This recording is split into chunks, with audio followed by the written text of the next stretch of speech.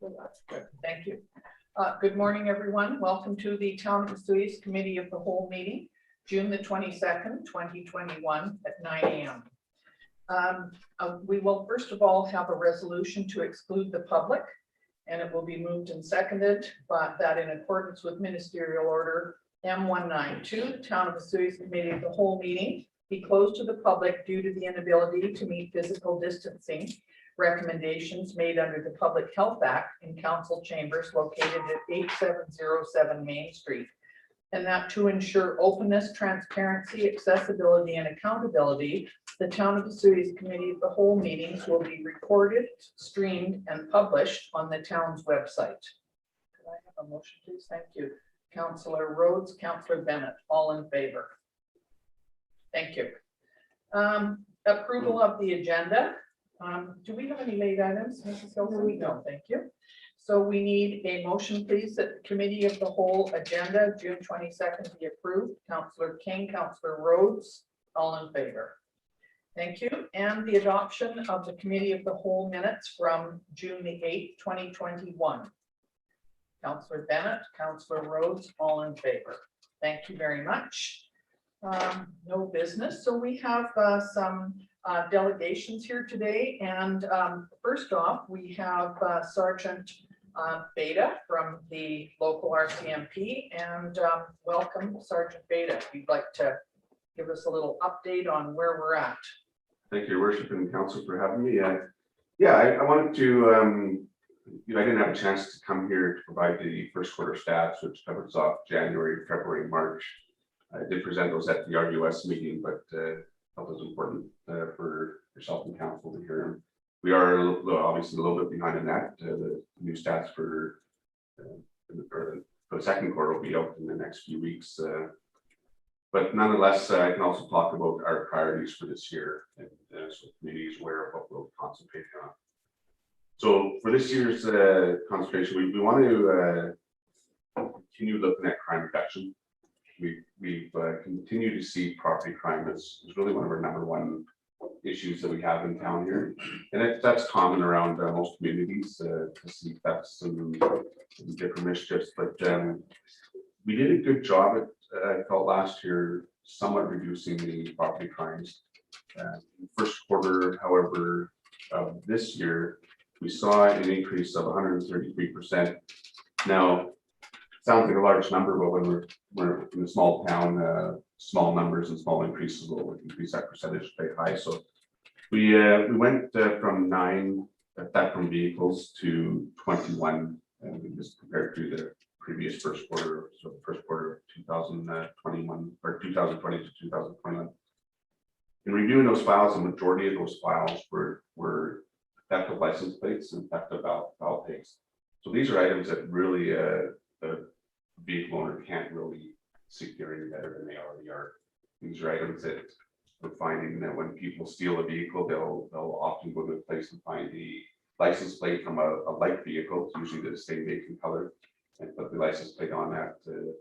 As for any interim when that vehicle's not yet reported stolen, it's very hard for police to know, they'll run that plate and it looks like it should be on that vehicle, and so they travel freely until that plate is actually reported stolen.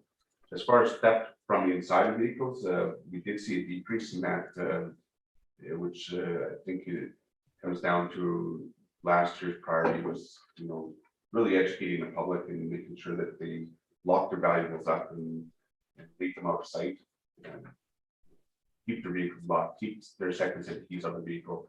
And we did see some reduction in that, so I'm pleased about that. So I like the public to continue making sure they lock their vehicles and the valuables, keep them out of sight.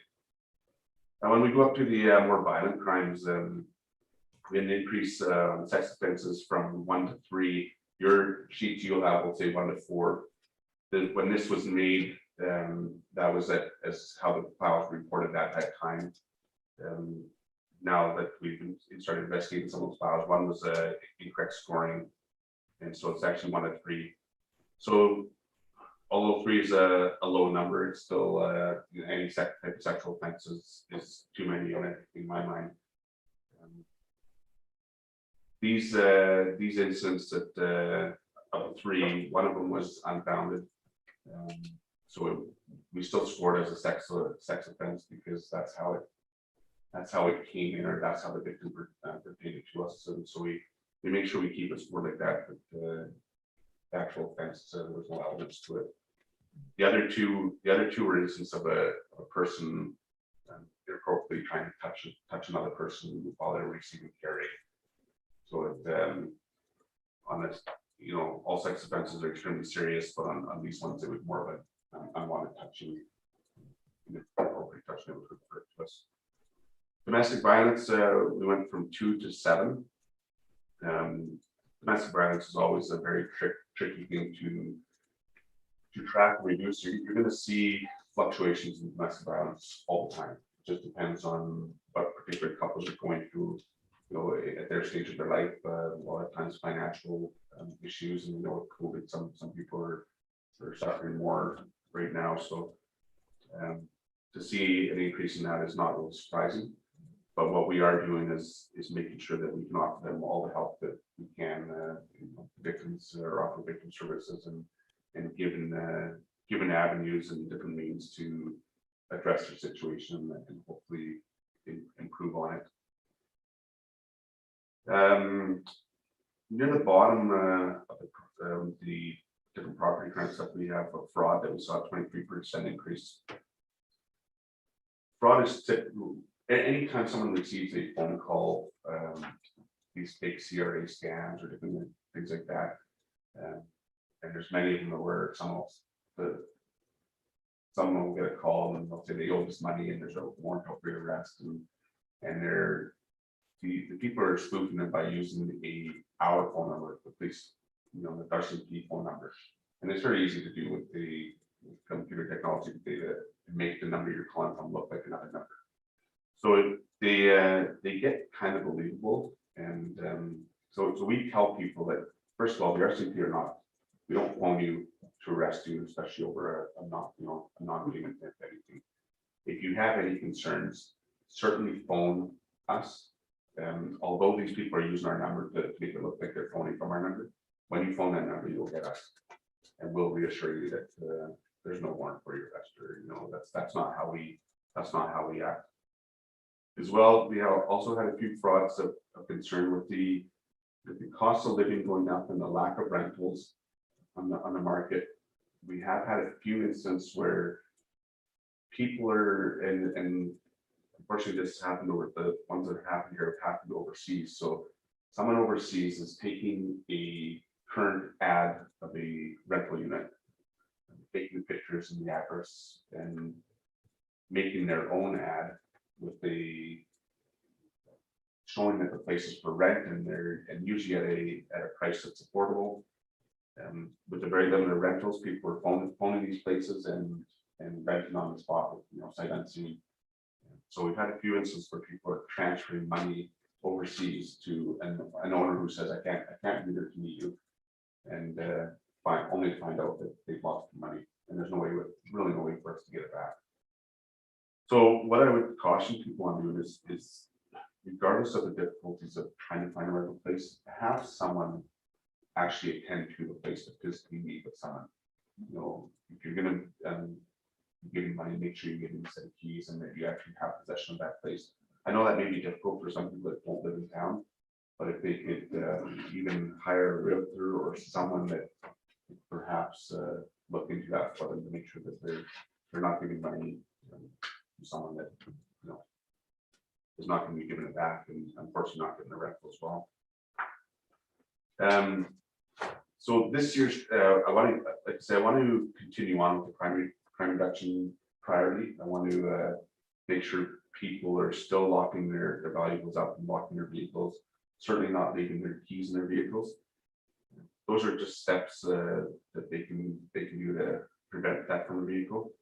I'm a big proponent of security systems for homes, camera systems. A lot of the companies now are selling really good quality cameras that show good quality image during day and night, and they're really not a large expense when you look at what you're paying for that versus the losses you sometimes accrue when your house is broken into and valuable items or unreplaceable items are stolen. The second priority is traffic. We find that the majority of our calls, I think a lot of the calls to the town will be is about speed concerns in different areas of town. So we're concentrating on that, on speeding in town. We're also concentrating on impaired driving. Want to make sure everyone's driving safe, that they have the other alternatives to get home versus driving impaired. And then with our traffic safety, I want to include the water safety as well. Last year, we increased our boat patrols significantly by bringing some of our southeast district marine units down. And thankfully, we had no fatalities on the lake last year. We know we're not going to be able to prevent all fatalities on the lake. We can't deal with it all the time, but the more we're out there, the more people will be responsible. And that's what we're trying to do, promote safe boating. And we had, I think it was somewhere over 260 boat checks last year. Those are proactive checks, just stopping and making sure people have their safety equipment to safe on the water. The last priority I picked for this year was employee wellness. It's not something we normally pick as a priority, but with the pandemic lasting as long as it has, we know that this is affecting everyone, as well as our employees.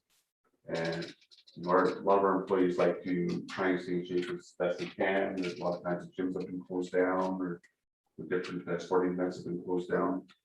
And keeping yourself in shape is one of the most important ways of keeping yourself healthy. So what I did is to get a gym in the detachment is not something that is very easy to ask taxpayers money for. That's a lot of times it's hard to explain that the health of members is important to continue getting them to make sure they're continuing to come to work and police the community. So I didn't want to ask the town for money for that. So what I did is I personally put my own gym into the detachment for the members. And I think it's although it's out of my pocket, it's something that I think will increase the health and wellness of my employees, and in that will ensure that we have more hours of them on the road versus sick time. So that was something that was near and dear to me, and so we went with that, and I'm hoping that we see a lot less members off sick during this next year. So not that we get a lot of it, but less is better. So other than that, top 10 calls for service, again, traffic, property crime. We get a lot of false alarms, and then a lot of it is the system, general public and stuff like that. So that's basically what I have. And I'll take any questions. Thank you very much, Sergeant Beta. That was a great report, and I heard it at the RDOS a while back. So after Jason spoke there, I asked him if he would come here. So we really appreciate having all of the sergeants from each of the detachments come and speak at the RDOS, and it really ties us all together as one area, and we are. So we deal with a lot of things that way. So, and thank you for putting your equipment in there and helping employee wellness. That was a great idea. I think some of the gyms probably are starting to open up a little bit more now, but we're still having to be very careful and social distance. I heard the other day that the hot yoga downtown was being opened up, and I thought, I'm not sure that's something that I need in this weather, but you know what? It's obviously something that's very that people have been looking forward to. So thank you very much for giving us that overview. Totally agree with the things that you've mentioned. I think one of the things you mentioned on license plates was that, if possible, get a different set of screws or locks to put your license plate on, which then makes it a little harder to remove and change. Yeah. Correct. And thanks for reminding me about that. Yes, there are different screws that you can get. A lot of the security screws, they're like a torque screw with almost like they have a little nipple in the middle. So a regular, you basically have to buy that specific driver to get the screws out. They're cheap. I'm sure you can get them at one of our local hardware stores, and I mean, if a person wants a plate that bad, they can rip the plate off. They're not that hard to rip off. But we are finding a lot of them are simply unscrewed and put onto new vehicles. So any little thing like that certainly helps. Absolutely. Thank you. And council, anybody have any questions of Sergeant Beta? We really appreciate the great job that you guys are doing. You're up to the right number in the detachment and we're okay there? We are. We have one that's working off the road right now since happened just due to a medical issue that they're getting sorted out. Hopefully they'll be back in the next few months to regular full duties, but other than that, we'll have full staff. And have you seen any concerns with extra people in town? I mean, it's kind of hard to figure out, but we know that the hotels are pretty well fully booked, and so we assume there is going to be a lot of people here. Yeah, so certainly we have seen an influx of people that come to town, and normally what we would do is I would do a business plan for the July and August long weekends. Certainly July with the fireworks and all the events around town. This year I'm not doing a specific business plan, but what I am doing is a leave restriction for my members. So all of my members will be on duty on July 1st. They whether it be on overtime or not, they will be working. So that way we have enough members to place the influx of tourists and people in town on that day. Good. It's having done Cherry Fiesta for many years. I do know that the Friday, Saturday, and Sunday, when July 1st is on those days, it's always busier because people will come across the line every day, you know, to spend the weekend. It's on a Thursday this year, which might make it a little bit less stressful, but not necessarily. I agree. We're planning on that Thursday, Friday, Saturday will be busy. Yeah, and I think you're quite right. So thank you very much, Sergeant Beta, for coming and giving this report, and please know that you're welcome anytime. Great, thank you for having me. Thank you.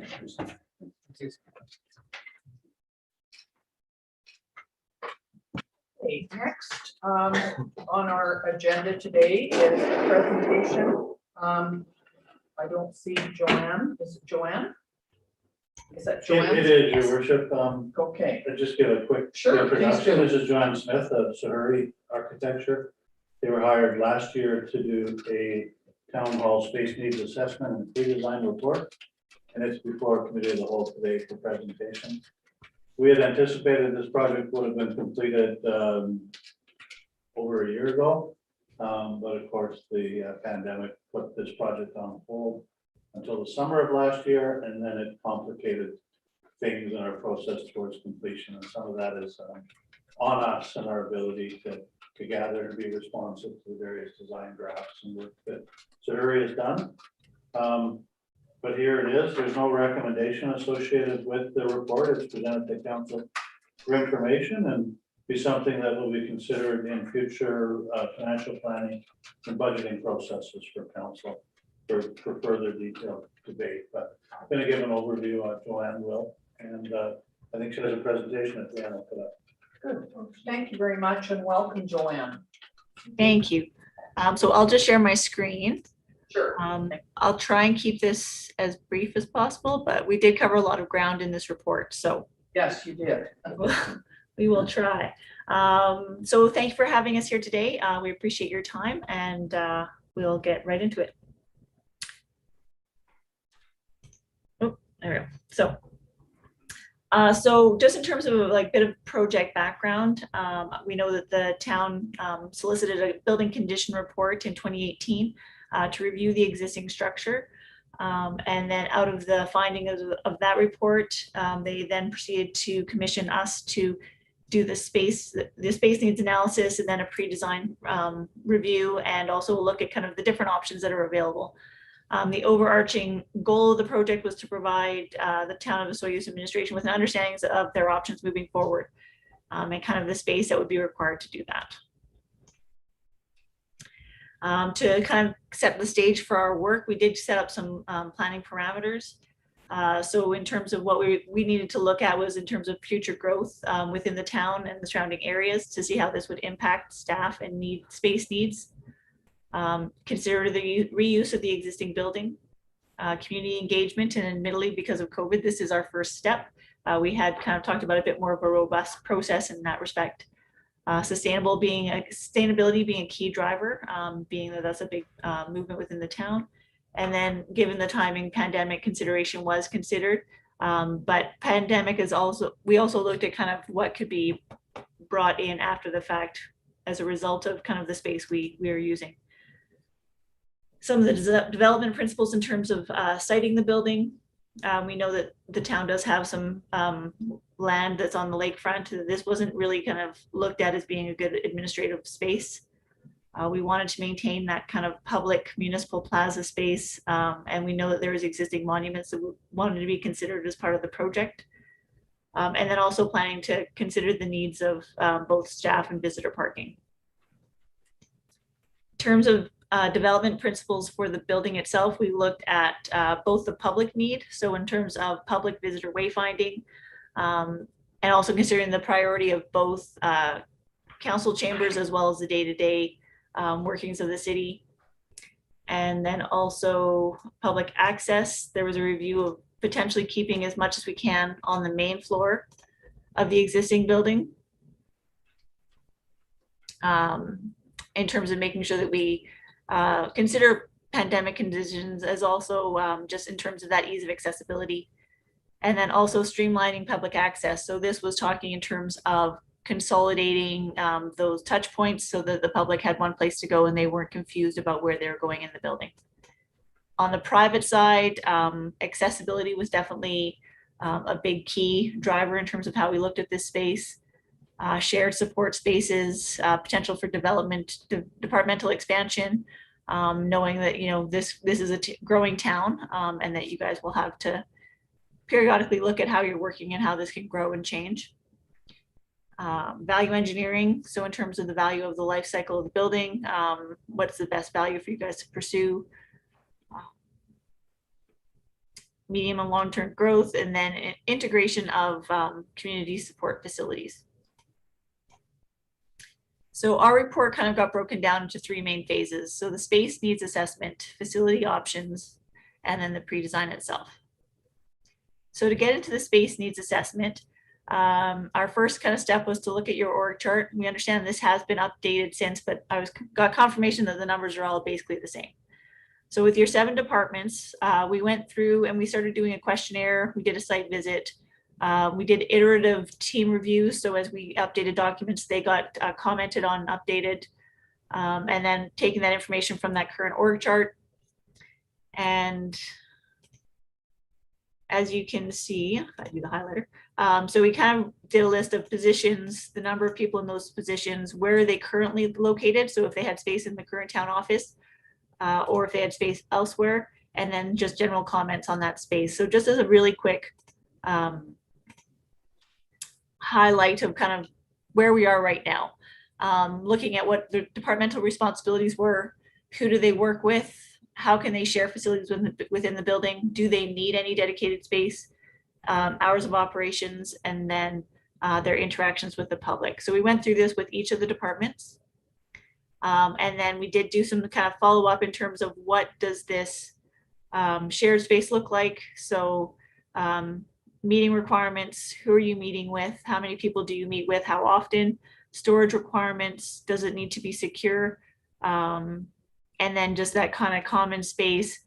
And it was generally asked kind of, can these spaces be shared? And making sure that we were kind of going back to Alan and his team to validate the responses we were getting. And I have to say your teams were all really great in terms of providing some great input. Out of that, we kind of came up with this lovely amorphic kind of expression, but this dark circle really kind of represents the town hall. And all of the departments are kind of, how are they engaging in this space? These dash lines kind of show kind of these relationships between the departments. And also, like with fire services, community services, and operational services, they have a stake in the town hall, but they have operations that are outside of the building. So it kind of was an interesting kind of yin yang of like who actually needs to be in the space and who is supported outside of it. So in terms of community services and operational services, departmental heads would be in this building, but their main operations stays as they are. So the Sonoma Center for the community services and public works for the operations. Fire is obviously its own beast. So really we looked at just a touchdown station for the fire chief within this building. Council, you got council, we have the touchdown space and the mayor's office, but otherwise we just really were focusing on that interaction between executive and the corporate services. Concurrent with this, we were also looking at the growth of Osoyoos. So trying to create some benchmarks for our planning process. We looked at census numbers for the last few years, and obviously we were 4.95% between 2011 and 2016. So we really looked at that as a 1% increase per year, so 5% for every 5-year step. And through that, we got to kind of that threshold where the town gets us 6,000 people in 2033 and 7,000 people in 2049. So that gave us kind of a 12-year and a 28-year horizon in terms of the growth of this building and the growth of your staffing. Timing of this will obviously change depending on when people move in and move out, but it gives us some good kind of benchmarks to work from. So from there, we kind of circled back to saying, these are the numbers that you guys gave us for your staffing currently. What does that look like at 6,000 people? And what does that look like at 7,000 people? You can see this is only an excerpt from the whole report because these numbers don't add up. But that's within the report itself. There's more information on that. But just as a representation, we can see that a lot of the times, like by law, we see them growing. We see some of the administration clerks growing in terms of the community programmer. We see an additional executive assistant as we get to that 7,000. So incremental changes, not huge jumps. But as I mentioned, we do have these groups that are staff for the city, but they're not within City Hall itself. So we also took a step back and looked at what are our actual town office numbers. So that is a lot smaller. So currently we're sitting at 32. At 6,000 people, we grow to 36. And then at 7,000, we grow to 39. So we still see that incremental change, but it's not obviously as big as the full number.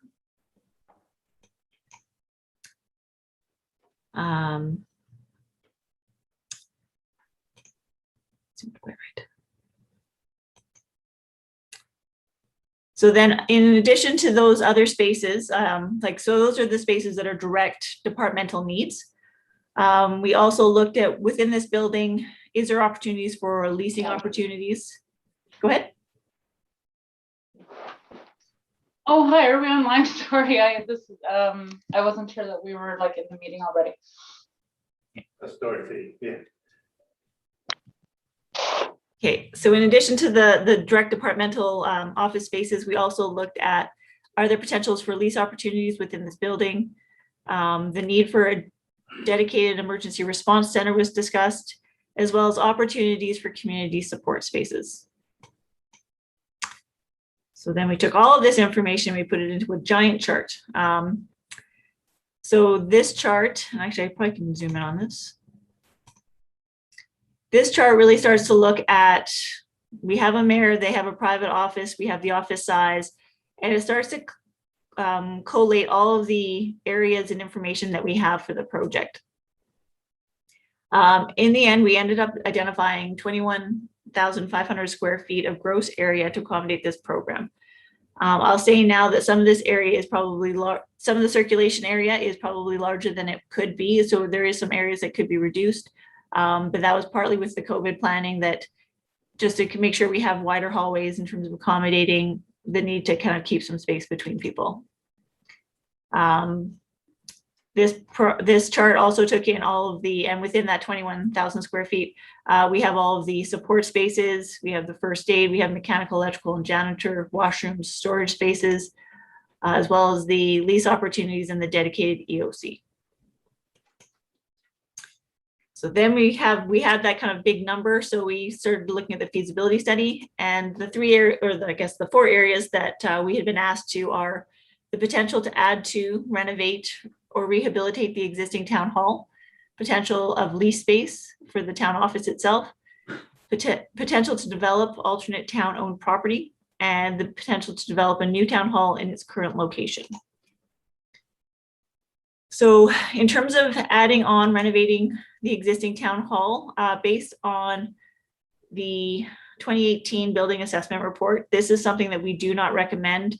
In a lot of these older buildings, when you are just changing mechanical, electrical, building layout, there is definitely potential for savings.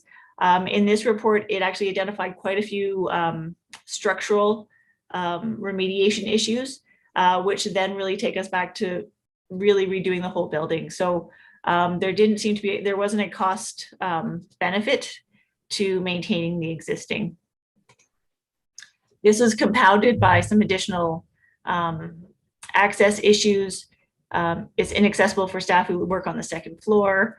The main entry is not accessible, and given COVID, it is a very constrained space that didn't allow for more than one person in the vestibule at a time. Planning is dislocated in a separate building, and the existing layout doesn't support shared facilities or cooperative work. So there was a lot of things that were working against this building, and then throwing in the structural issues, it really kind of turned the tide on it. Looking at lease space opportunities within the town of Osoyoos, we had done periodic checks on kind of real estate in the area and didn't see anything that would be of significant size for the project. In terms of leasing, what we would recommend as being the best option would be a build to lease. So essentially finding a developer who is willing to develop a custom building for the town. The disadvantage to this is that you then don't have that town ownership over the long term. Town-owned land, we did get some reviews in terms of what is available. Well, not necessarily available, but what is owned by the town. And one of the interesting things that was pointed out is that a lot of the grants that were provided for this land had specific requirements associated with it. So there was a specific use associated. So that didn't seem to be working well in our favor either. So we really kind of then look back at the opportunity of developing in the existing location. Some of the advantages being maintain the downtown presence, support vibrancy in the downtown area, take advantage of owned property, update the town's building portfolio by replacing existing stock, and the site provides significant growth potential. We also wanted to take the feasibility study and these options and look at them in terms of a lens of greenhouse gas emissions. Typically the best option is to renovate existing because the extent of renovation that would be required for the existing town hall. This puts it essentially on par with a new building. Traditionally, lease space would also be very a low carbon footprint. But again, if we'd be looking at a build to lease, this takes away that advantage. So I think we'd be looking at a new construction and just really looking at our building practices to make sure we're doing the best practice in terms of low carbon and sustainability, I guess. So based on what we've all found through this report, we were looking at rebuilding new in the existing location. So then we got into pre-design, and we'll go through some of the design evolution.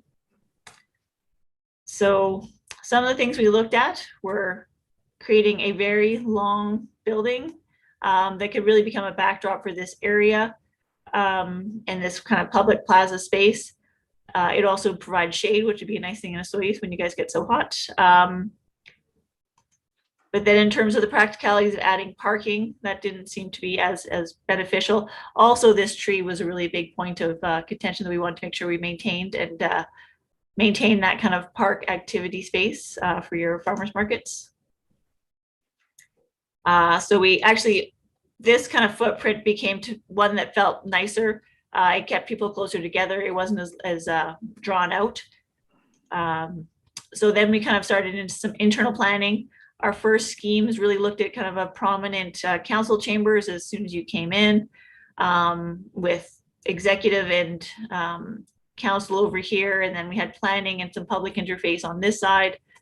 But I think some of the commentary we got back on this was that we were dividing the departmentals with departments, which took away from that kind of goal of having shared space that people can access each other. And also in terms of that clear wayfinding for public coming in, if we start kind of dividing where people are going, it doesn't have that emphasis. So the design really kind of evolved to moving the council chambers to one side, but maintaining a really strong presence. So as you come in, you see council, but then you also see this front presentation area or point of sale, almost like, so a consolidated public presence. You can see that we have these workstations back here, and that really provided a touchdown space for a financial clerk, corporate services, and we also have planning in this area to really kind of create that really single point interface. You can also see that this space is a lot more consolidated so that people throughout these offices can all talk to each other. We have one kitchenette, we have shared washrooms, so it actually worked quite well. In terms of public access, and this is in part in response to COVID, we do have a main public entry that they can come in, and then we have an exit. So you don't have that cross traffic. We also have the opportunity for staff access and entrance without passing through this front space. So if you have a heated council session, you have an ability to exit without being interfacing with the public. We also had a breakout room that was adjacent to the council chambers that allowed for breakout meetings, again, without being exposed to the public space. You can see here, this is our kind of main line of security. So you have public and you have private. We have access to this stair in the back to provide access up and down to the second floor, again, without having to go through that public space. We do have a public meeting room in this area, and part of that was in response to planning. We know that they can have meetings that have 4 to 5 people in terms of reviewing drawings, and so that can happen in this space without bringing people in through the whole without bringing it in through the private space. Moving up to the second floor, we have offices along the back similar to the main floor and open offices here. So this area is supporting financial services, corporate services, directors for ops and community services, and then shared support services. We have a lunchroom, we have copy space, we have washrooms. We have some additional meeting areas up in this area. And then we also have a deck. There was a strong push to make sure we had views out to the lake for this, given the town of Osoyoos and emphasizing where you are. This main circulation space has an opening to below and provides some connectivity to the main floor as people come into the building and kind of share that activity. And then this moves up to the third floor. So this has leased offices. So in terms of supporting community groups. And then this is the area that we looked at for dedicated EOC. So in terms of having dedicated spaces for emergency response areas, a larger breakout room, storage spaces, copiers and offices, meeting room, as well as a lunch room, which is over here.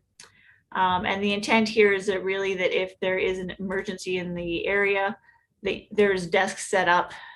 The nice thing about this was it's also in close proximity to their day-to-day offices so that they can still be doing their day-to-day work, but still have this access to this space to allow them to address emergencies. Moving down to the basement, and again, I can probably blow this up. This area, we have a shower for staff, we have a server and bike room, we have storage space, we have a large mechanical room, and we have a large dedicated facility space. This is only a partial basement. As you can see the outline of the building here. So we did want to reduce this space as it's not as required to a higher degree. In the background, we also did look at underground parkades, but again, that's an additional cost that would impact the financing of the building. So in terms of the plan, we did look at kind of some flexibility and options as COVID goes away and we are allowed to be a little bit closer than 6 feet apart. We wanted to look at what that would look like. Also, in terms of this office space, this is very flexible space. When you get into construction, if these become demountable walls, it would be very easy to reconfigure these spaces as needed. And then in terms of these open work areas, you can see we did another plan that really densifies this area, adds touchdowns. So there's a lot of opportunity in terms of some of these open spaces to add people as required. In terms of the site plan, we are encroaching to the north, but we are looking to maintain some of that public presence on the front. And then looking after this public space, public area in terms of the, farmers markets. The building, you will see, we did move it forward. We wanted to make sure we did get parking on the street, or sorry, off the alley, to make sure we could support this building. What we did do in terms of the parking is we did look at the clear zoning, and that would put us at requiring 42 numbers based on the requirement of the building by code, or by zoning, I should say. We also looked at the building in terms of who's going to be in there. So these are the numbers that we saw earlier in terms of the growth of the building.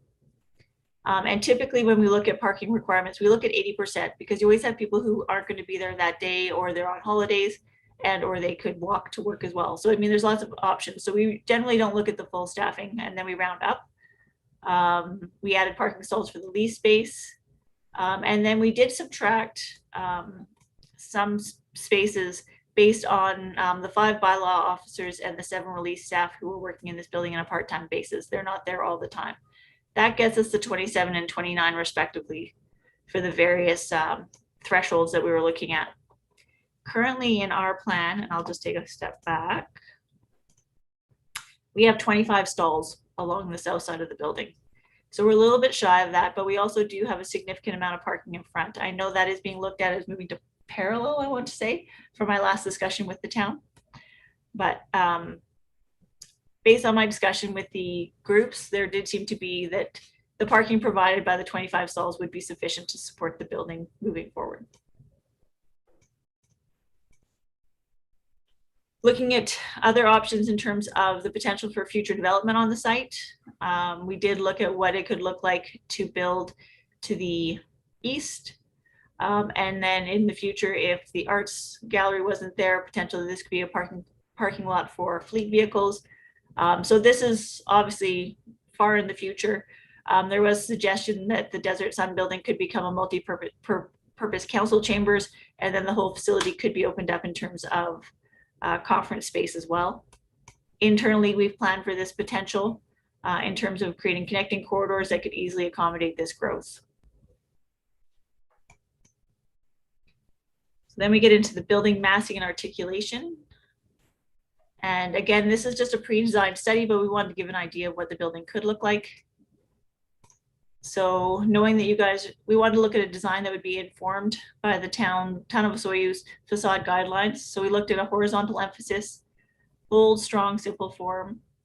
The building is really a 360 building. So we want to make sure that it looked nice from all three, or had been considered from all 4 sides.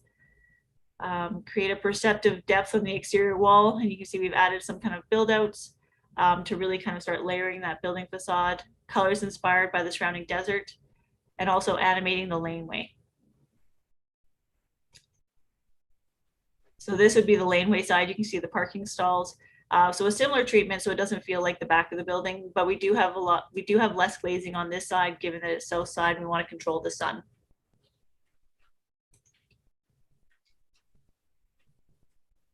There is a pergola up above the patio area.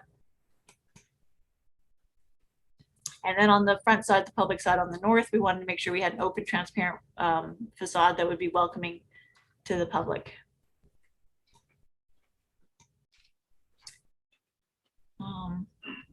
I'm just going to run back. Actually, there's a picture I want.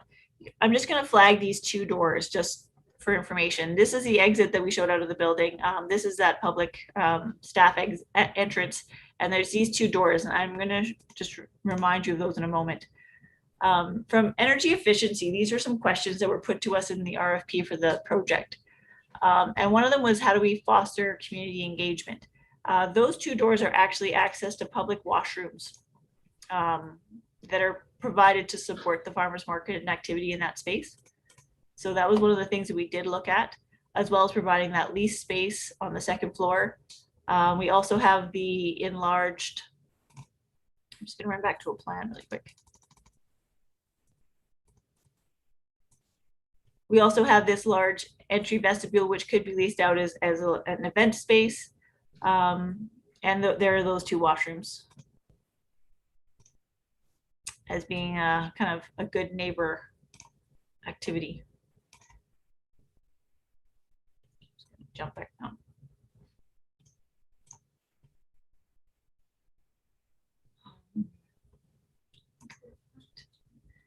In terms of the sustainability, we are looking at being renewable ready, and we did have a high level of sustainability considered in terms of when we did the costing. Some of the main features being high performance building envelope, heat recovery system, efficient mechanical, LED lightings, daylight sensors to make sure we're not using lights when we don't need them, as well as being water efficient. And then we got into costing. So essentially this building as presented is basically a $10 million building. We had looked at the option of potentially not building that third floor, given that it is the EOC and the lease space, so it's not direct departmental needs. And that put the building at 7.3. And then depending on the level of exterior, that could potentially add, we had talked to our consultant, their thought was that we were adding about 750,000 by the level of exterior treatment. So this can all be balanced depending on the budget that gets approved moving forward. But $10 million is really kind of that 3-floor, 21,500 square foot building. So that's the short version. Thank you very much, Joanne. That you've done a great job of explaining all of the things and looking at the space, and I like the design. It's a horrendous number for us to even consider. So of course that's a bit of a shock, but we knew this was coming. I just want to open it up and just see if anybody on council has any questions. You okay with that? Yep. Good, thank you very much. Go ahead, Councillor Rhodes. Thank you. Yeah, good presentation. I like how you kind of took us from where we are to where we could be in a few years and that kind of thing. The importance of predicting the growth in our community is so important when you are planning these projects. But I do have some concerns with going from approximately 5,000 now to the 7,000 figure. Our town has some unique problems with growth because we are surrounded by areas that don't allow us to expand into it. And there doesn't seem to be much of an appetite to go upwards in higher buildings and that kind of thing. And I really wonder if we will ever achieve that, because I don't think we have the structure in our community to support that increase, even though it's your predictions are probably very accurate. I just don't know whether we could ever meet that. So I'm the 21,000 square foot building that you have proposed in the $10 million figure. My blunt question is, with a 5,000 to 6,000 population, is that really feasible for a community of our size? I mean, it's just such a large number. You know, if we had 10 or 15 or 20,000 people, it would make more sense, but at 5,000. Anyway, that's my question. I'm wondering if you could comment on the feasibility of it.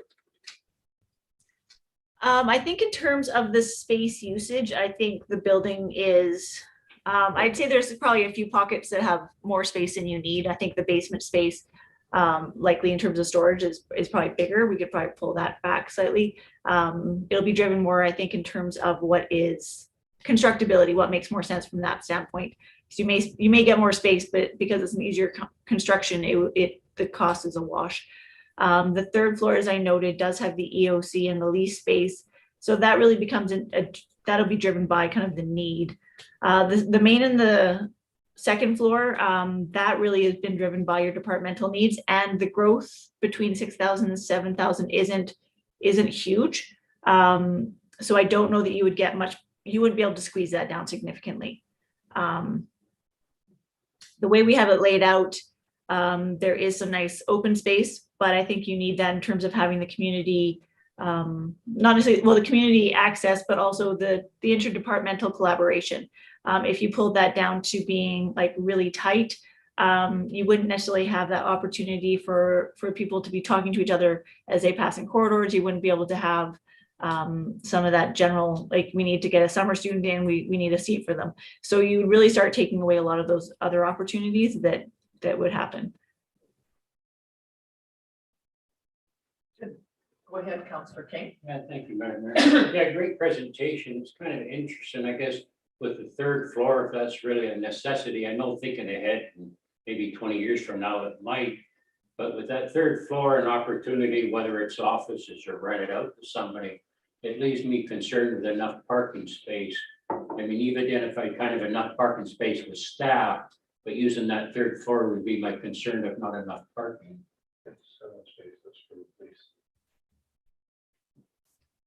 Do you have any thoughts on that? The other options in terms of, we could push the building slightly. Well, unfortunately, I'm just going to go back to my presentation really quick. We didn't think that adding parking underneath the building, as I kind of noted, would be a very helpful. There we go. Sorry. My site plan. Joanne, you allocated 7 parking spaces for the lease opportunities on the third floor, I believe. Correct. That's going to be driven in part by the uses that you allow and what actually fits with a town hall. I don't think you'd be looking at high traffic uses necessarily. You'd be looking at professional offices and the like. Yeah, I do agree. If it ever got rented out, would be my concern, and we're going to spend an extra $3 million to put that extra 4 on, and to rent 7 spaces or use the 7 parking stalls could end up being 14 offices up there. It looks like there were 7 down each wall. So still my concern of parking there. Yeah, we had looked at options that would kind of develop parking in this area, but the need for that plaza as a public space really seemed to be a driver for the project. And then in terms of the future, the potential that could also be parking in the art gallery location was also something that was put out. And then it was our understanding that there is also some adjacent sites that could potentially support some of the staff parking potentially. Joanne, can I ask, is there an opportunity? I'm concerned about adding the third floor on as well if we were to do this. Is there a way that the building could be constructed so that the load, the bearing walls were okay? And if in the future a third floor could be added on, is that could the building be done that way with the option, say in 20 years, of adding a third floor? It definitely can be. You can design in terms of the structure so it can support. My only caution is that it's not you may need to do some decanting when that construction is happening. So the people on the second floor, it may not be a nice environment for them to be in when construction is happening overhead. So you'd likely want to decant some of those staff. Thanks. Anybody else have any questions or concerns? Okay, well, thank you very much. You've certainly given us a full range, 217 pages, I believe it was, of information to look at. It's very thorough. So we thank you very much, and I'm sure that we'll be getting back to you once we have sorted through all of this. No, really appreciate your time. Thank you. All right, thanks. Okay, Councillor Rhodes, did you have something? I just had a Question for our CAO. I'm curious about next steps. Mhm. Where do we go from here? Well, I think next steps are to get this in the back of our minds for financial planning, for budgeting. To look at, you speak about the affordability of a project like this for the community. What does it look like on finance terms, MFA borrowing to fund this, and what is its impact on taxation and rates? We're 2024, there's a amount allocated in the financial plan for capital for a new town hall. It's $4.5 million. That's an old number, obviously not near enough for something like this. But it starts the thinking. This didn't come to council with a recommendation, as I mentioned earlier. Just wanted to present it to council and to the broader community. The one concern I have is I look at the design drawings and the renderings of the building, and it looks absolutely massive. And I don't think it's as big as it appears. So a lot of people's assessment of it is going to be that's way more than you need. There's a lot of functions here. There's a lot of improvement to organizational productivity, efficiency, collaboration. It can be achieved with a better building design. What we've got right now, we've identified doesn't work well. People dispersed in different buildings, different locales, different outside of the places. You know that the idea was to bring directors of community services and operational services into the town hall for some of that high level management and long-term planning. So, not a real clear answer, but here's a start on what you're going to need, because I think we probably agree that we're going to need a new facility one day. Thank you. Go ahead, Councilor Bennett. My own, another question would be, this is 10 million, so on our mind, we have 10 million. They were talking about having a third floor and online third floor on there. Will we get to look at different options on different buildings on saying this is what you get for 7 million, this way you get for 6? Yeah, I think we'll have to look at what's feasibly, comfortably affordable and what's acceptable to council and the community, because the community will have to consent to the borrowing for a facility such as this as well. And so, as Joanne noted, there's ways to value engineer this thing, to change the exterior finish, the facade, the amount of windows, the glazing, the basement space. You can optimize, reduce some of those public spaces. So there's ways to go about doing that. This gave us an order of magnitude of what would fit really well for now and for the future. So would this go to the public, or we would we? It is now, right? Yeah, Because it's there and we're webcasting this. So hopefully it generates some interest and generates a conversation. So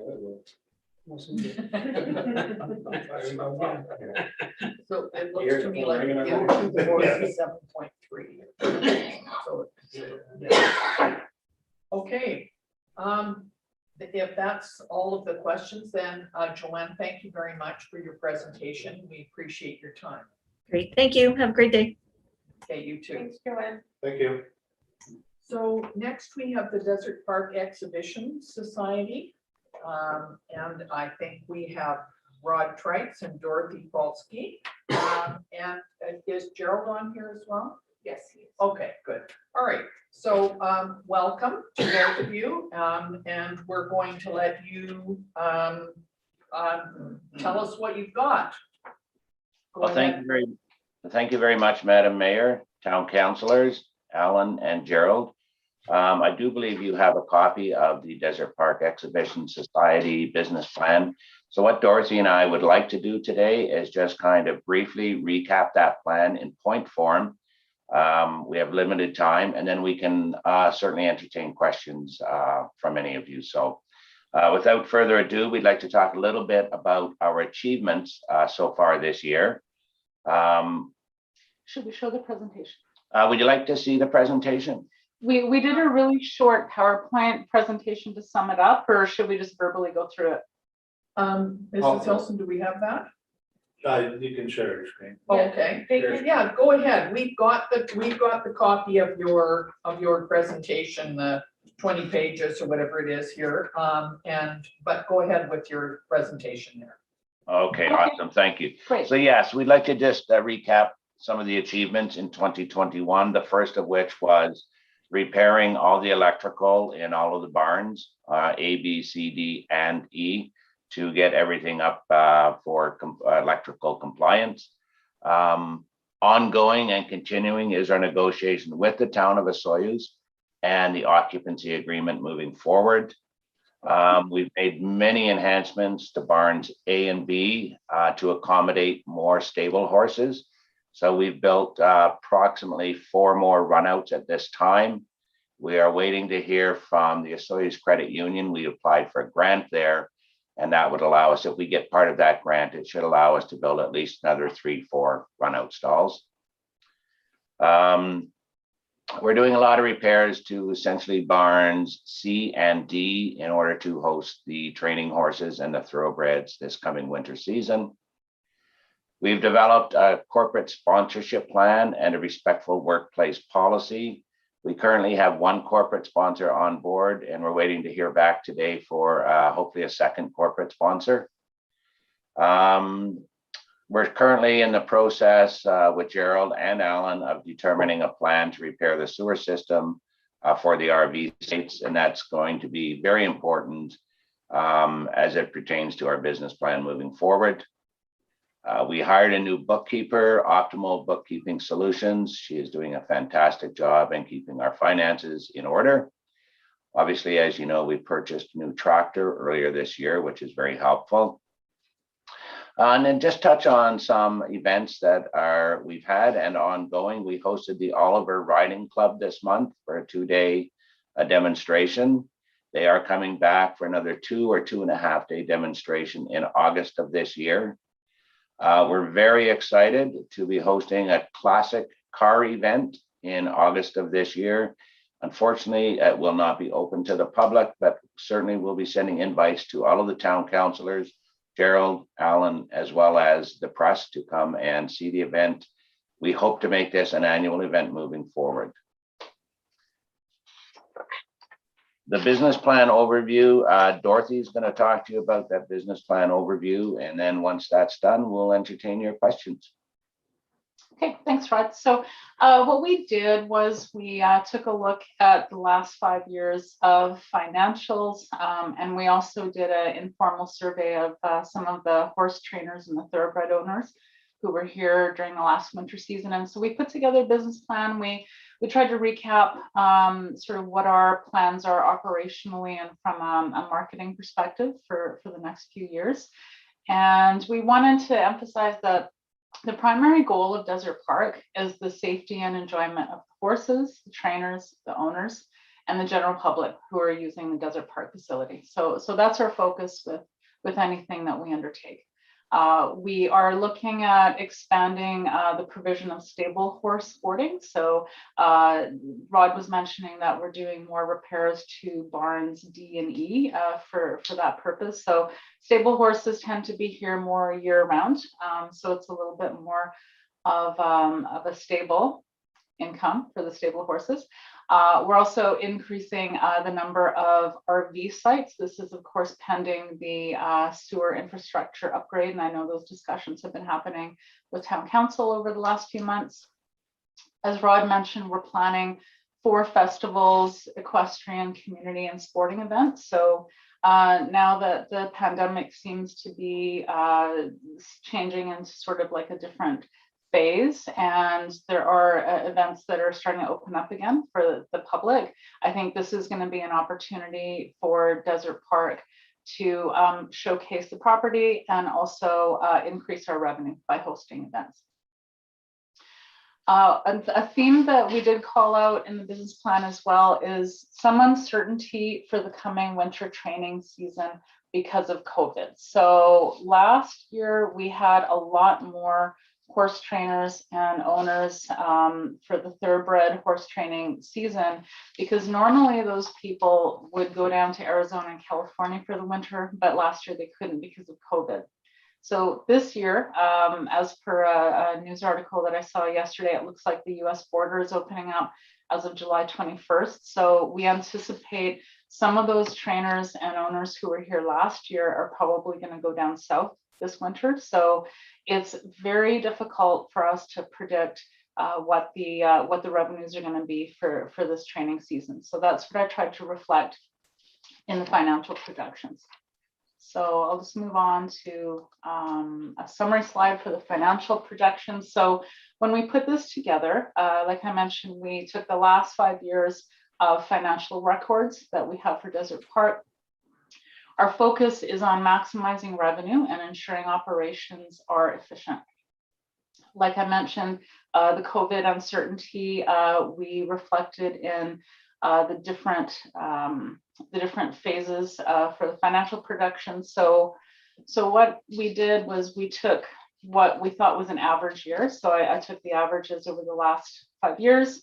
I subtracted 20% to do a projection for kind of like a conservative financial projection. And then I added 20% to do a projection for an optimistic. So if we have a lot of people come back, if we have several major events in a year, that's what that could look like. So the numbers that you see, the conservative, the average, and the optimistic in the business plan, that's how we created those numbers. So we are talking to Gerald and Alan about putting together a solid plan to pay back the town for the capital project expenditures that are required for the sewer infrastructure upgrades. So, and a big part of that is going to be events. So that's why we're so excited about the Oliver Riding Club events and the Classic Car event. Even though they're small, I think it'll be good for us to start small and sort of get into a groove of how we organize events, how we publicize them, how we utilize social media. And so next summer, hopefully we'll be ready to host some larger events. And a lot of people have some really great ideas on some larger events that we might be able to host at Desert Park. And as I mentioned, the forecasting assumptions were based on the previous 5 fiscal years. So the average of those years for both the horse boarding and also the RV boarding were roughly about the same. And so we just thought we would go with that average for the financial projections. So I'll pause there before we move to the closing slide. I wonder if this is a good opportunity to open up the floor for any questions or feedback or comments on the business plan that any of you might have. Does anyone have any questions of Rod, Deborah, and Dorothy? What was the average projection? We don't have those Sorry, I don't have numbers it in here, front of me. Jim. I believe it's in the business plan. It's in the financial projections section. I don't have it off the top of my head. I think it was around 50,000 for the horse boarding. I think it was 57 for the RV site. Thank you. Okay, go ahead, Councillor Harvey. Yeah, just a comment similar to, last time we heard from you two. I'm interested in the events and the fact that you are actively pursuing events. And yeah, okay, so they're going to be closed this year, but to get, as I said last time, to get bums in seats in the grandstand to see events, because otherwise it's a private club on town land. I mean, that's a bit of a dramatic or overstatement perhaps, but so the biggest, strongest thing I got out of this presentation is the focus on events. And so I'd like to see that remain way high on your priority list to find ways to get people into seats. So Yeah, Brian, if I could touch on that. One of our new boarders, who I believe is just moving in at the end of this month, at the end of June, she has 2 horses and she's going to be boarding. She's a barrel racer and she's very interested in talking to Desert Park about hosting at least barrel racing training. Our arena is not large enough to hold an official event, but certainly for barrel racing training, we're looking at that. Depending on Dr. Henry's information in July, we're considering hosting an Oktoberfest event this fall. And we are beginning discussions with the Indian Relay Racing Society, Racing Association, sorry, to talk to them about possible events with the Indian Relay Racing and becoming a permanent spot on their tour out of Alberta. So those are some of the things we're looking at. Next year, we're considering what we would call a Taste of a Soyuz, an event where we would have wineries, we'd have breweries, as well as distilleries and food trucks. So there's lots of ideas. Obviously, a lot of this takes a lot of planning and is dependent, of course, on Dr. Bonnie Henry, but lots of ideas for events that will generate revenue, yes. Great, thanks. Could I ask, over the last year or so, you've had a little bit of board instability in your board of directors, and I'm wondering whether you are feeling more comfortable with the board members that are there and the ability to carry out this plan. You want me to answer, do you? Yeah, there was some instability for sure. It was a bit of a difficult year early on, shall we say. Dorothy and I had actually submitted our resignations to the board, and we did that because we had a board member that we felt was making decisions without discussing with the board, and I guess, for lack of a better word, had gone rogue on the board and on the society and its membership. Subsequently, that individual was asked to leave the board, and our resignations were not accepted, and we came back onto the board. So yes, I think it's certainly much more stable at this time. Good, thank you. Anything else then? Well, we thank you very much for your presentation, and we certainly will have CAO Chabot and Director Davis continue on with dealing with these issues, and which they've been doing. So thank you both for your presentation. Thank you very much. Okay, thank you. Bye, have a good day. Thank you.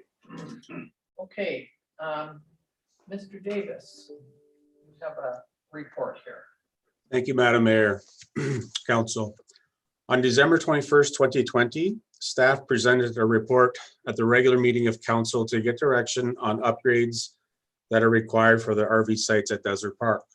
Council passed the following motion: that council directs staff to negotiate a new lease with Desert Park Exhibition Society to identify the future needs of the RV park and identify how an upgrade will be managed. The other resolution that was passed, that council directs staff to bring this forward as an item at the 2021 budget meeting. Staff presented a report at the special meeting of council on January 28th, 2021 to get direction on the budget implications for the RV site improvements, and council passed this motion: that the Desert Park RV site upgrade project be on hold pending a business plan and a renegotiated operating lease. The Director of Community Services and the Chief Administrative Officer have met with representatives of the Desert Park Exhibition Society on a number of occasions since January. We are working on drafting a new license of occupation, and the Desert Park Exhibition Society has updated their business plan. Staff would like to get direction on moving forward with the Desert Park Exhibition Society and the upgrades requested for the RV park.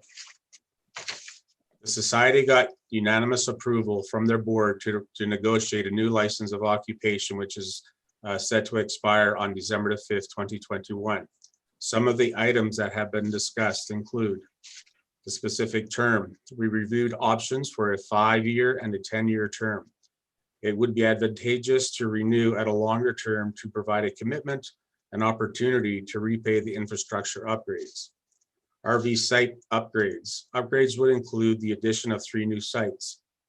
In total, there will be 14 fully serviced sites, which includes water, sewer, and electricity. The infrastructure renewal payment options. The estimated costs of the upgrades were estimated at $193,000. These costs have already been calculated into the 2021 budget and is sourced from the water and sewer reserve funds. Since the society is a nonprofit and they are profoundly reliant on the income from the RV sites, we have discussed an option that includes repayment of 75% from the society. The town would contribute 25% of the remaining overall costs. The upgrades will improve the town's asset, and it will be financially viable for the society to repay the debt. Once it is fully paid, the RV park will be a great source of income. The business plan presentation to council, the society is presenting their updated business plan to reflect the changes we have discussed and how they can stay solvent into the future. Land use, the society would like to rent the RV sites for other uses when the park is not busy.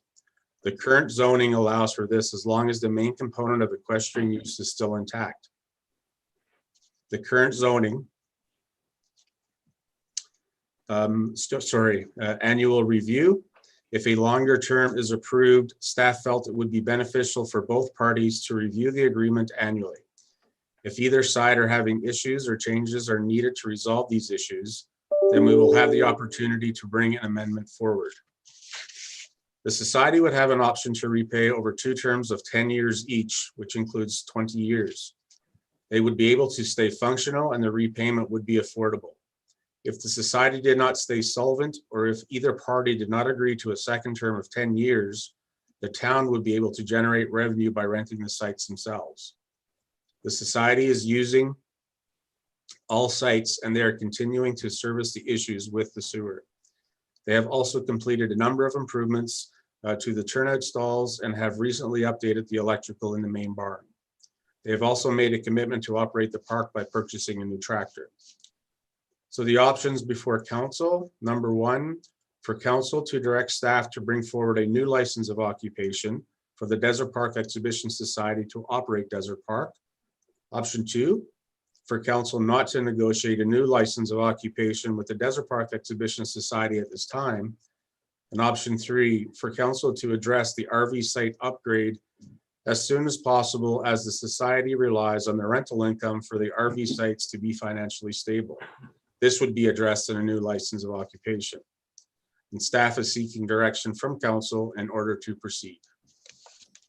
Thank you very much, Mr. Davis. Go ahead, Councillor King. Thank you, Madam Mayor. A great presentation. I don't know, do you know roughly what type of payments they would be making? I think off the top of my head here, the 37.5% that they would pay over the entire, we're talking about, I think it was close to $1,800 to $2,000 a month.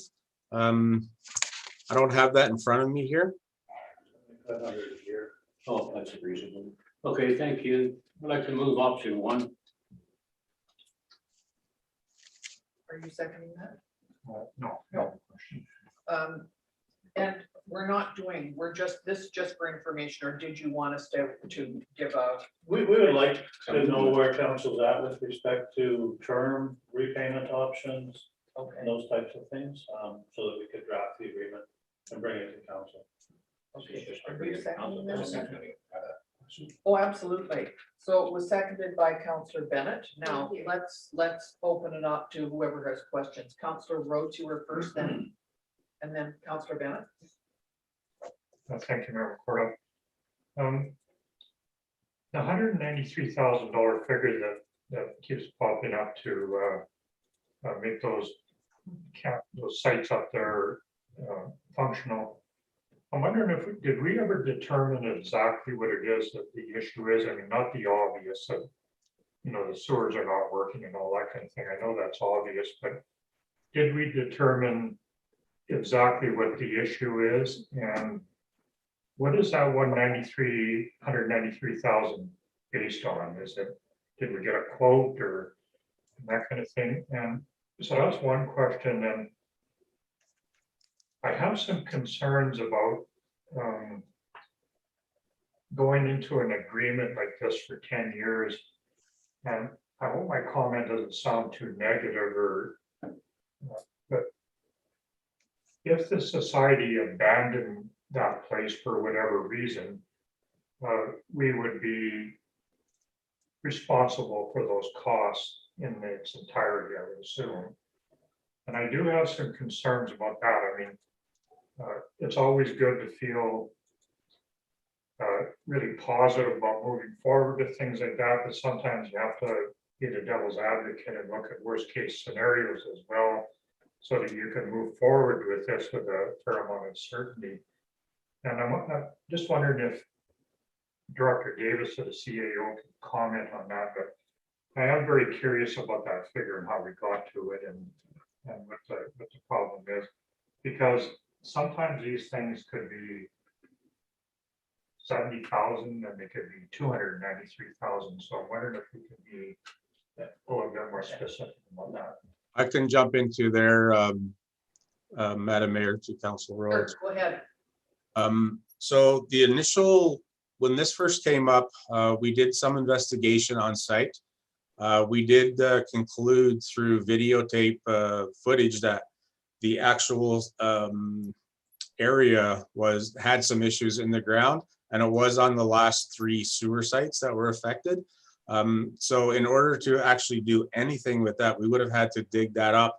And digging that up without having anything in place would have been, might have been a little bit of a disaster, knowing that we, could have run into a multitude of issues along the way.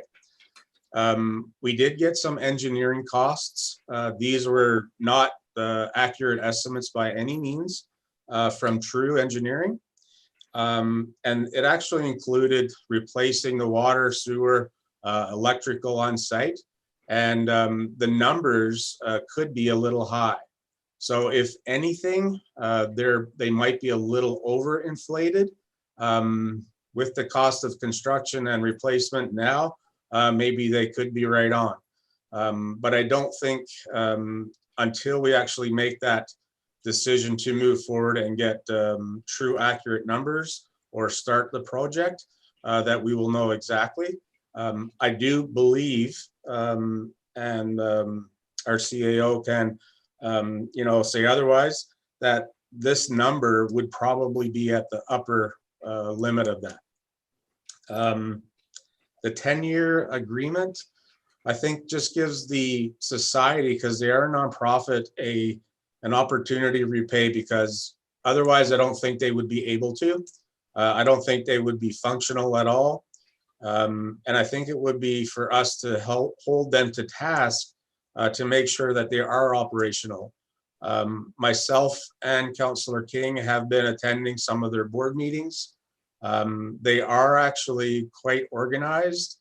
I know they've had some issues with their board, but this does provide an opportunity for them to move forward. And I think in a positive and proactive way, banning them, from just getting up and walking away, we would have that infrastructure in place for us to actually do something there to recover some of those costs ourselves. And I do believe we could do that. Follow up? Yes, if I could. Go ahead. So because there's been a motion put on the floor and seconded, I guess we're open for debate on this right now. I would feel way more comfortable. So every project that we do in our community, we always RFP it or get a quote, and it's based on so many different factors from different professionals, and then we arrive at the cost of a project. $193,000 is a significant project and a fairly large dollar value. And to enter into an agreement based on speculation of what we were doing, and I know it sounds like I'm being very critical of it, but we spend taxpayers' money, so it's important that we know what we're getting into. And once again, is it 73,000 or 293,000? That's kind of where I'm heading with this. If we do with a real good evaluation, then I would feel a lot more comfortable moving forward with it. I mean, we get price quotes on almost everything that we do in our community here and that kind of thing. And I don't know, just I think we got a Class D estimate from True Engineering, who did the preliminary design for the works. We were mostly comfortable that it seemed sufficient, if not on the high side, as Director Davis noted. If the work were to proceed, it would have to be publicly tendered. People would have to bid on it. The idea here is that they would pay the town 37.5% of the capital cost over the first 10 years of a renewal agreement, whatever amount that was. If it came in at 150, well, then they'd pay 37.5 of that amount over 10 years. Think about it. If you've got another one, go ahead, Councillor Bennett. Thank you, Madam Mayor. To Director Davies, just a question. I second it to bring it on the floor. I kind of have a concern about the license of occupation, exactly what that means.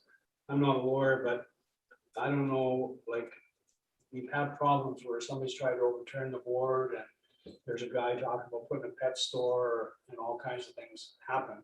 Now, when you say that we're going to give them a license of occupation, I don't know what that means. Does that mean the license of occupation is going to state this is what you can do and that's all you can do? Or is that license of occupation is going to say we're going to allow this board to occupy it and hopefully they're going to continue to do what they're doing? Because my concern would be if that other person, I shouldn't say that other word, but overturned the board and got people on there and that board overturned and the person got in there and said, okay, I'm going to put a pet store in. Now we have a license of occupation. Is that a legal document? Is that, or is that just a term we're using loosely? It actually provides the leasee an opportunity to run equestrian events or whatever we've actually put into that license for that site. And correct me if I'm wrong, CAO, it's not an exclusive use of that area. They do have specific items that's in that license of occupation that they can and can't do, their insurance, etc. So it does hold them to task, in terms of what they can and can't do for sure. So if the board was overturned and a different board on there, they're still stuck to the same. So if they want to put a pet store in there, that one, they wouldn't be allowed to do that because of that. That's correct. Yep. That's correct. And zone. So go ahead, Councillor King. Oh, Councillor King, then Councillor Harvey. Thank you, Madam Mayor. It's my understanding, we're not really passing the funding at this time. We're just giving them the okay to bring it back to council for more debate and see some actual numbers and everything before we make the final decision. Is that correct? That's correct. So what we would do from here, if council gave the direction to actually move forward with a license of occupation, we would continue the negotiations with the society. Obviously, we'd have to bring it back to council to review again, and then bring it to the public. Otherwise, it's still in the works. We're just asking now to bring this forward so we can actually continue on with what the original resolution said, to bring it forward to incorporate with the new business plan into the license of occupation and how that actually looks. If we could conclude a new agreement in the not too distant future, the time to upgrade the infrastructure for the RV sites is before the thoroughbred training season. So it would be this fall, which is sort of why we're bringing it forward at this point, trying to get an indication. Go ahead, Councillor Harvey. Thank you, Madam Mayor. I've got a bit of a concern about perception in that it feels like the town is becoming, is providing a 20-year financing opportunity, zero interest to a private society that is on town land, granted. And is that our business? Is that our business model to provide that kind of financing program? So it's just it's a perception thing, like, and that I augment that with my comment to the society when they were on earlier, that in the absence of events that the community gets to enjoy, it's a private club. The community doesn't get to enjoy that facility without those events. And so there's a connection there. And should we be providing that kind of subsidy? It's not a direct subsidy, but financing. Well, And so I'm a little bit concerned about that, where other groups in the community might say, okay, you're doing that for Desert Park. Here's our grand plan project, whatever, whatever. I don't have a resolution to that, but it's just a bit of a concern. But otherwise, taking them at their word and at face value, and I think they can do events if they stay well organized. I support it notionally if it becomes a facility that the community can enjoy. And so I really connect it to that. Thank you. Go ahead. Your worship, if I could, I understand your concern and your sentiment. What we tried to do was arrive at a financial arrangement whereby they repaid over a reasonable period of time the town's capital cost of upgrading its infrastructure. I think what's important to remember is that they're repaying the cost of upgrading a town-owned asset. It's not owned by them. The town retains the ownership, and that's why we thought it reasonable for them. This infrastructure upgrade should be good for 40 to 60 years. And so we thought, well, you can't expect them to repay 100% of the capital cost of that over a 5 or a 10-year period. But what's reasonable? And at the end of 20 years, if they've repaid 75%, the town's in it for 25% of the capital cost, but it's got a economic life and a future value still, which can be utilized for the town to repay itself. One other point that we're missing in the financing strategy is the water and sewer fees that they would pay with respect to each of the RV sites. They would each pay $270.55 at current rates per year, generating $3,787. So over the 10-year term, that's another about $38,000 contributed towards repaying the town for its investment. So we're trying to keep this thing open. It's a license to occupy as opposed to a lease because they don't have exclusive use of the facility or the grounds. It's acknowledged that other events and activities take place. The Portuguese club, the things that go on in the grandstand building, the pickleball, the dog agility events in the infield area and utilizing the grandstands. And so I agree, it needs to retain public access, openness, and utility to the community to justify the expense. But I think there's arguments can be made for that, Your Worship. Good, thank you. Now, I had a couple, can I just do mine first and then I'll let you, CJ. Well, I haven't had a chance to speak to this yet. So my concern is they mentioned a car show. And immediately I thought, how does that have anything to do with horses? And I know it doesn't.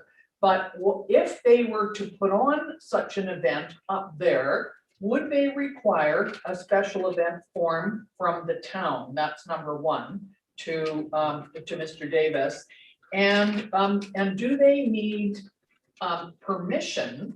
Well, obviously with a special event form that gives them the permission to do something like that because it's a little off what their plan is. That's the first thing. And my second thing is the RV sites. Originally, there were RV sites there. I know they want to put in a few more, and they were specifically for people who were had horses there, needed a place to stay, and in order to access the facility. My concern is that if you've got 14 sites there and they want to rent them out for other times of the year, how are you going to say to people, oh yes, you can rent this out in competition with the other RV sites that are in town, but come horse season when we need it, sorry, you're out of there. I don't think that's going to work. So my concern is it could end up to be a town RV site that may have, many of the places may have nothing to do with horses. And I'm just wondering if that has been looked at as well when you negotiate the lease. So, Mr. Davis, do you have Yes, any? Madam Mayor. So to identify a couple of those things, even the Oliver show that you talked about, the horse show, they did get a special event application license and completed it. Even if there's a gray area in that specific realm, regardless of what they're doing, if they're inviting any public whatsoever to do anything, we ask them to let us know. And if we feel it necessary, we get them to fill out the paperwork, just for the simple fact, if there are other events going on in the community or even in the area, because it's a non-exclusive use, other people could be up there, whether they're slow pitch, soccer, the Portuguese club, etc. So we know, and we have that ability to inform everybody and all users. And they've been pretty good with that. We've also met with the Desert Park Exhibition Society annually in the spring, normally prior to COVID, because we did have some issues with slow pitch and people crossing the track, the grooming and maintenance of the track in the evening when young kids are running around. So we actually worked that out with them, and that was part of the other terms as part of that license of occupation, where they would have their grooming done at 10 o'clock in the morning.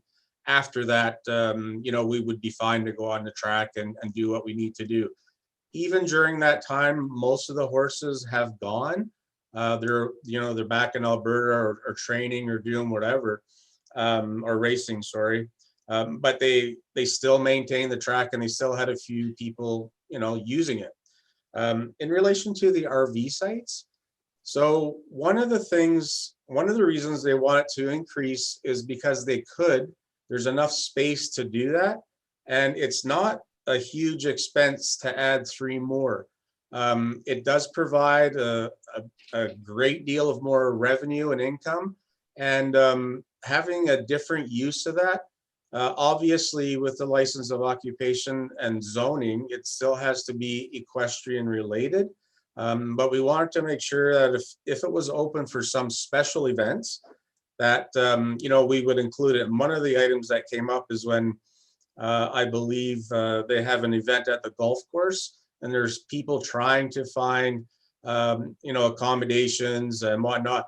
And the discussion also centered around making it competitive with the regular RV sites around town, to not take business away from them, to make sure that what they're charging is equal or par to what they have, and they have accepted that, and they're talking about increasing the rates to do that very thing. So Okay, thank you. I just wanted to make sure it was on the radar when you're doing when talking with them. Now, I'm going to let Councillor Rhodes and then Councillor King. Thanks again, Mayor Koroff. Not to sound argumentative, but I wanted to comment on Councillor King's evaluation of the 193. And thank you to Councillor Harvey for bringing up the perception aspect of it. When you read through this report, and then you get down to the options that are provided down there, the appearance is the 193K is a component of the final result with the license of occupation. And I would feel more comfortable, like I said earlier, if we knew exactly what it was, what we were dealing with, and it was not part of the agreement. We certainly could strike another agreement that was separate and allowed us to deal with it. Yeah, it wouldn't be part of the agreement, because if we had an agreement with a capital liability in excess of 5 years, we'd require electoral approval. So it would be done, but the agreement would reflect the repayment when we knew what that actual amount was. Yeah. So you're right. It's what part are you going to do first?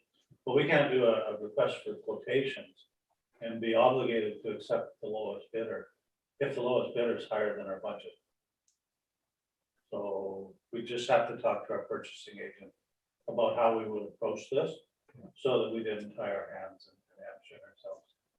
Well, perception, as Councillor Harvey pointed out, is a very, very important aspect of this particular endeavor that we're doing right now. My perception is, until we had this conversation, that it was intended to be part of the license launch, because it's listed in A payment amount will be, but Yeah. not the town's obligation, because the town's either going to upgrade the infrastructure to support the RV site use, or we're probably not going to reach an agreement with them, because they'll be financially incapable of maintaining and operating the facility. And I wanted to comment a little bit about the RV site use, and Director Davis, I think, spoke to it well, but we're gonna need to be a little bit flexible on what allows, on what conditions are allowed to use those. Because there are times when there's an opportunity to generate revenue, but it might not be necessarily directly associated with an equestrian activity, but the revenues derived might support equestrian activities. So I think we're gonna have to be a little bit flexible. I get it. Councillor King, then Councillor Bennett. Yeah, thank you, Madam Mayor. I just want to help ease your mind. The agreement right now is horse-related and events is the agreement. So you can't just focus on horse events. The agreement does include them hosting events. So I want to overemphasize that part of the conversation. Don't get stuck just on horses. Their agreement with Desert Park says they should be horse type events, equestrian or events. Meaning they could have a car show or popcorn show. That was my concern, the fact that a car show has nothing to do with it. That was the only thing I was questioning. Go If ahead. I can jump in there for that, Yeah, just. go ahead. The Desert Park Exhibition Society is a society like the Rotary is a nonprofit society, or the Lions Club. So anybody can, come together and put a special event application in for the purpose of fundraising.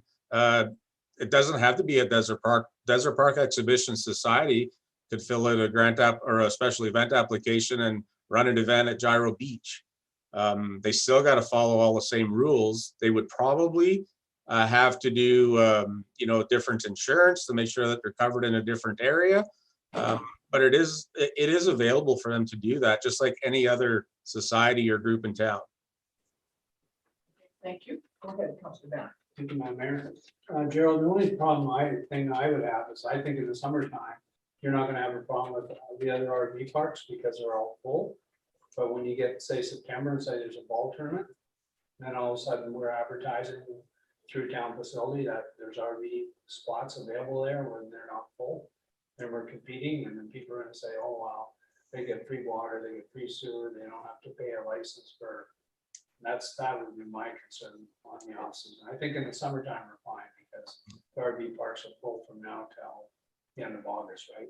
Yeah. But when shoulder season, like you say, a golf tournament or something like that, or a ball tournament would be perfect to have an RV park there in That's right. September.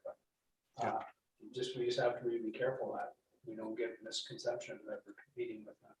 Yeah, so we did have that conversation, and we wanted to make sure that this is not, overboard in terms of marketing and advertising for that specific use, that the first right would be given to the horse or the use of the facility for that purpose.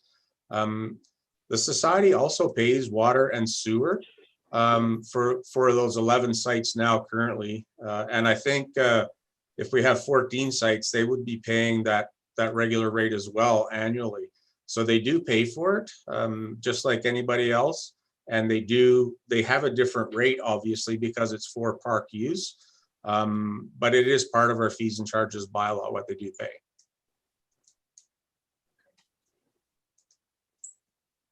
Everybody okay with this? Maybe you could just read the motion.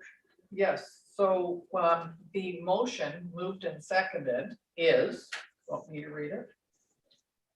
For council to direct staff to bring forward a new license of occupation for the Desert Park Exhibition Society to operate Desert Park. So before we vote on this, I like the fact, and I underlined it, that we review the agreement annually. To me, that's an important step. Go ahead, Councillor Rose. Just for clarity, there'll be additional debate as this is developed afterwards. Yeah, and we were gonna publish notice as well, weren't we? Yes, that's correct. We're gonna place in the paper before we ask council to approve an agreement. Okay, As so we'll well, see. so you it get again. any feedback, That's all I the was community wondering. might have as well. Absolutely. Okay, so it's been moved and seconded. I'll ask for the question. All in favor? Thank you. That's carried unanimously. Thank you very much, Mr. Davis and Mr. Chabot, for continuing to deal with this issue. Obviously, it's a tricky one, so we appreciate it. Thank you, Mayor and Council. And Alan. See you this All afternoon. right. Thanks, Fred. So we seem to have come to the termination of the meeting. Am I correct? Yes. Okay. So what we need, please, is a motion to terminate the meeting. Thank you, Councillor Hart.